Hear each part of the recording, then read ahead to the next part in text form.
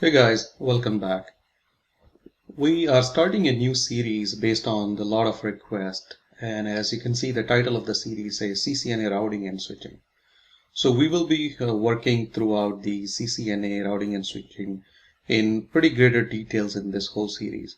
So stay with me. This is the part one of this series.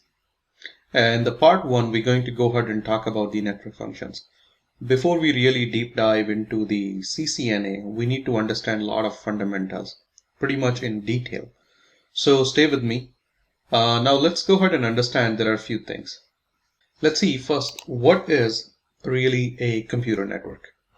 So before you can go ahead and start working with large enterprise network or service provider network, we need to really understand what is a computer network. So the term network is used in many different arenas or areas. There are a lot of people who use the network for so many things. We usually say, okay, there are social networks out there. There are phone networks out there. There are TV provider networks out there. And there are many more. In terms of the computer network, when we talk about a computer network, simply connects your PCs, which we call simply as computers, printers, servers, phone, cameras, and many more devices. And those devices can communicate with each other. So basically the network carry data in many types of environment. You can have a network inside your home, which you might already be running if you have a small wireless network. You can have a network within a small business or a large enterprise.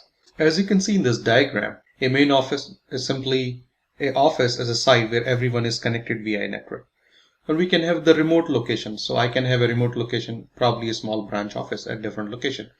Or I could have another office at the home office. Or we could have a mobile user who don't need to be present at one of these locations.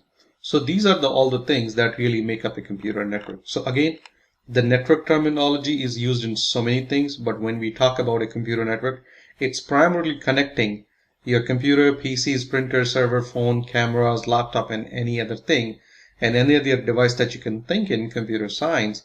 And those are the devices they can communicate with each other. That really make up your network. Now, once we have a network, now we know, okay, the network is made up of different devices. So now let's quickly take a look at the components of a network. And as you can see, there are many different type of devices that can be part of a network. A network can be simple as simply connecting two PCs that are connected by a simple wire. Or you can have hundreds of devices into a network. And if you take a look here, we have different type of devices here. We have a PC, we have a printer, there is a switch, there is a router, there is a server, there is a desktop, there is an IP phone, there is an access point for our wireless, and there is a laptop, and there are many more things that you can think of. So within a network, all of these things are really making up a network, and all of these things are component of a network. When you talk about to somebody, you might have heard the terminology people using endpoints. So these are the elements include such as your PC, printer, server. Every single component icon that you see here is an endpoint. Your PC is an endpoint. Your printer is also an endpoint. Server is an endpoint. Your IP phone is an endpoint. Now, once you have these endpoints, there is something called interconnects.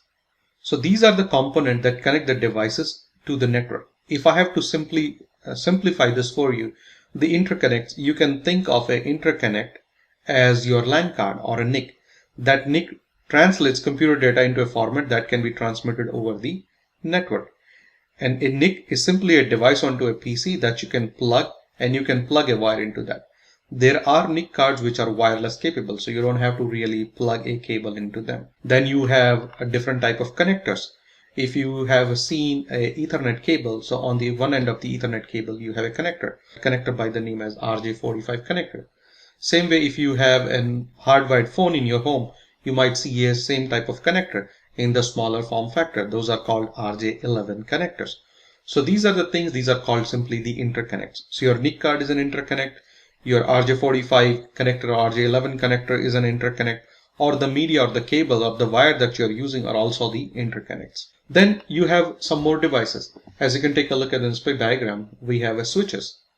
Before switches, we used to have hubs. So now the switches are the devices that where our endpoint simply connects. So like your PC is connected, your printer is connected. And same way, our IP phone is connected to a switch. The server is connected to a switch. The desktop is connected to a switch. So usually all of these things that are connected to the same switch can communicate directly with each other. So the whole idea, anything which is connected to the switch, they can communicate directly with each other. Because now they are connected to a same switch, a lot of people call them as a common network. So that means these are the devices which are sitting on your common network. And within this diagram, we have another component which is called your router. As the name says, the router. These devices connect network and intelligently choose the best path between the network. So the whole idea behind the router is to pick a best path between the networks, and we'll go ahead and explore some of these things when we work later into this series. Then we have these access points. These are the devices that allow our wireless devices to connect to a wired network and vice versa. We have the firewalls. So these are the devices that's typically used to secure your network. You can go ahead and, with the help of a firewall, you can go ahead and configure rules. That way you are saying, okay, hey, that the devices inside my firewall are trusted device, and outside the devices are untrusted device. So we can go ahead and configure certain rule on the firewall. So all of these components that really make up, these are called the components of a network. Hopefully you get the idea that, and again, these are not the only component that our network is limited. There are many more newer components that you can go ahead and use into a network. Now let's quickly talk about the properties or quality of a network. Sometimes people refer them to as the characteristics of a network. So if I have to give an example, let's say when we simply go ahead and buy a new laptop or a PC, one of the things that we kind of go and examine, hey, what is the specification of this PC or laptop? Like how much memory, the storage, the speed, and some of these things. Similarly, every network has a topology. We go ahead and take a look at the speed. Then we go ahead and take a look at the cost. What is the cost of this network? How secure is the network? How available is this network? How scalable is this network? Can we go ahead and scale? How reliable is this network? These are some of the properties or qualities that really make up a network. And a lot of people will say, oh, hey, the availability of some service is 99.99. That's what they're talking. One of the qualities, properties, or characteristics of the underlying network. So while designing a network, you need to keep some of these characteristics or properties into the mind. Now let's take a look at when we talk about a network. One of the first thing that we talk about any network is the topology. So when you work with a network, there are primarily two types of topologies that we talk about. There is something called a physical topology of a network, and there is something called logical topology of a network. Each type of network and any network that you work has both a physical as well as a logical topology. Simply the physical topology says the physical layout of your devices and cabling, how your devices are connected, how the cables are connected. And these are the primary type of topology when you are working with a physical. We'll have a bus topology. There is a ring topology, there is a star topology, there is a mesh topology. And these are just simply the types of your physical topology. But most importantly, when you work with any network is the logical topology. Logical topology is simply, it says a path on which our data will travel from one point to the another. And sometimes this logical topology is also known as the data path. So if you take a look at this topology here, we got a couple of pieces here, ABC, that are connected to a switch. And with that switch, we have many more endpoints, and this switch is interconnected with another switch. And that switch interconnects with a router, and on the same switch, we have a server setting. So now let's imagine this PCA wants to communicate with server.